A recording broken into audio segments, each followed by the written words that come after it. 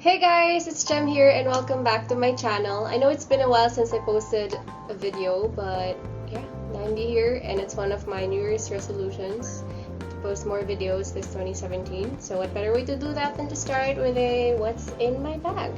Kakatapos lang ng December break namin, so it's back to school season for most of us. Diba? January 5, I think, yung pasapan namin. So, I just got home from school today, so I decided to film just that, what's in my bag. So let's get through my bag. So a little information about this one. I got this from a bazaar a couple of months back, but I got from a store already. But I only got it for like 500 pesos. So it's really, really nice, and it's still in mint condition, as you can see. Yung strap niya hasn't given up on me yet, even though I put so much stuff on this sometimes. And another thing that I like about this bag is that you can actually, ganyan. If you need to put more stuff in it, you can unbutton the sides and medyo mag-expand siya. And if you need to put less stuff, then you can just, once again, button that and maging ganyan na siya. So, yung sa harap niya, let's see what's inside. I didn't take out anything from this bag at all. Of course, I have my keys with me. Ito yung keys dito sa tinutuluyan kong place. I just have to have this all the time. This is a keychain that I got from Baguio. 10 pesos lang to, guys. Super nice. And, of course, headset. Most of my classes actually start at 8 a.m. So, kailangan ko ng companion. And by companion, I mean good music.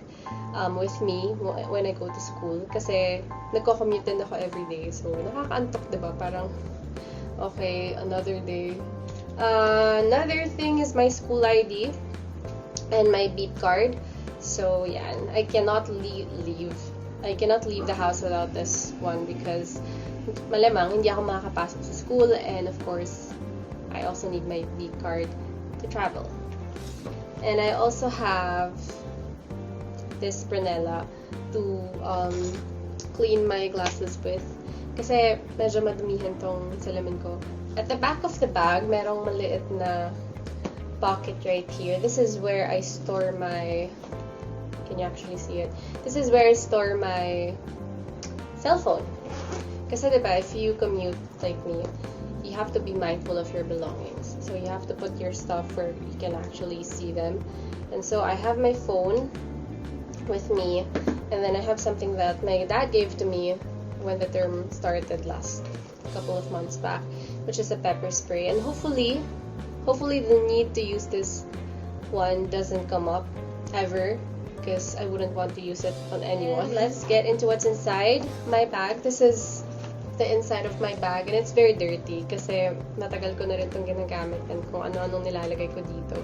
So, the first thing, meron kasing pocket dito. Meron kasing pocket dito na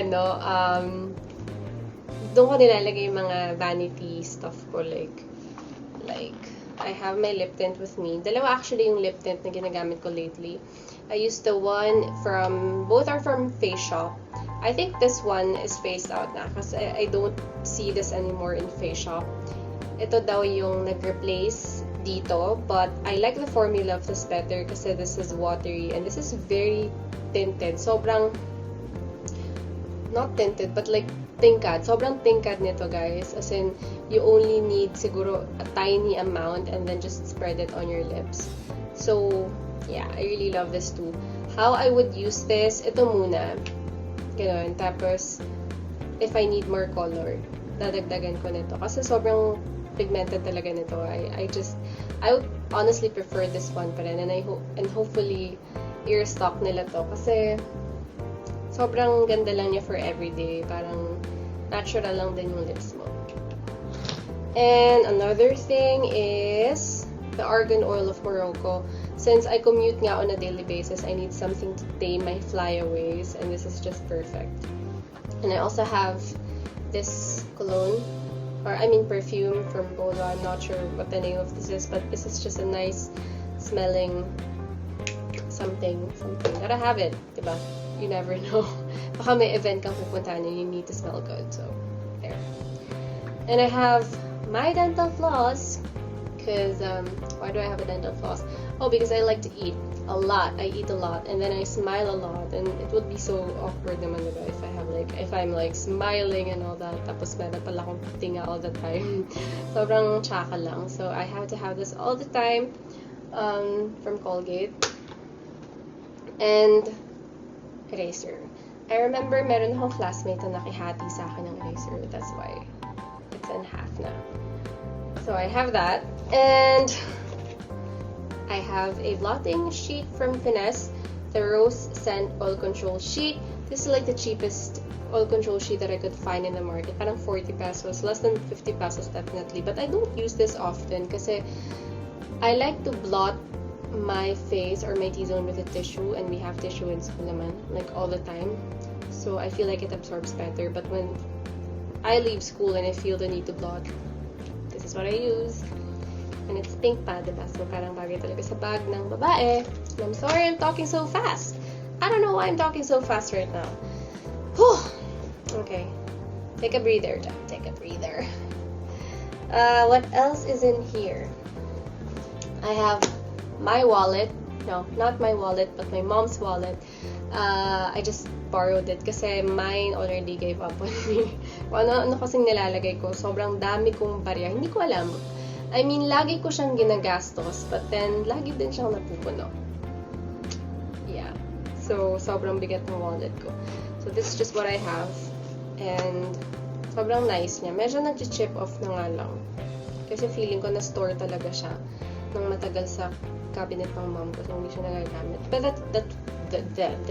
that's what happens to mga ganito. If you don't use it, nag-chip off. Especially if it's not genuine leather. So, yeah, I don't think this is genuine leather. Pero it looks nice and fancy. Unlike me. And another thing is an umbrella. Because if you live in the Philippines, you must have an umbrella. I remember the other day, pumasok ako ng school. Nabibigatan ako sa bag ko, tinatamad akong magdala ng anything. I took this out of my bag. Pag alis ko dito, umaambon. So I was like, okay, carry bells. When I got to Taft, guys, sobrang lakas ng ulan. As in, sinugod ko from one campus to another. So pag pasok ko ng school, basang sisiw ako. I'm still wondering, bakit hindi nga ako nagkasakit? Siguro I took a lot of vitamin C's that day. But yeah, sobrang, kung kailan ko siya dinadala, basically, yun, hindi umuulan, hindi umaaraw, walang nangyayari, sobrang chill ng weather. But when I do actually bring it, ayan, bumabagyo. Anyways, enough of that. Side note lang naman. And I have pencil. I have to have this all the time.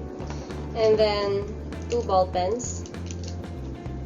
And then a brush, which I'm not gonna show you the front of because it looks disgusting. And a receipt. What did I buy? National Bookstore. Oh, I bought this one. A sharpener at the last minute. And yun na lang ba? Baka meron pa. Kalkal. Okay. So basically that's it for my bag. And you might be wondering, sobrang liit naman ng bag ko for school. And that is true. Because the way I go to school is that I have this folder with me. And this is where I put my handouts, my notebook, which my friend gave to me. Hi Jackie, if you're watching. What's up? What's up? What's up? I miss you, and wala lang. School isn't the same without you. So, sana bumalik ka na next term. Yun lang. Yeah, this notebook that she gave me, and then a lot of handouts, and then yellow pad, yun, mga pyesa and stuff like that. So this is where I put them. Kasi I have a back problem. So as much as possible, gusto ko light lang din yung bag ko. Kasi madaling sumakit yung likod ko. I have scoliosis actually. So, ayun. Looking at my bag, honestly, wala na akong makita dito. It's all emptied up na. What is this? Oh, there's this 5 cents coin, I think. So that is it, guys, for my everyday school bag. All the stuff that I bring with me to school every single day. I hope you enjoyed this type of video, and if you did, don't forget to like the like button, and then don't forget to subscribe if you haven't already. I will be doing my best to post videos once a week because it is, again, like I said earlier, one of my New Year's resolution. So I hope to see you on the next one, guys, and y'all have yourselves a good day. Bye, guys!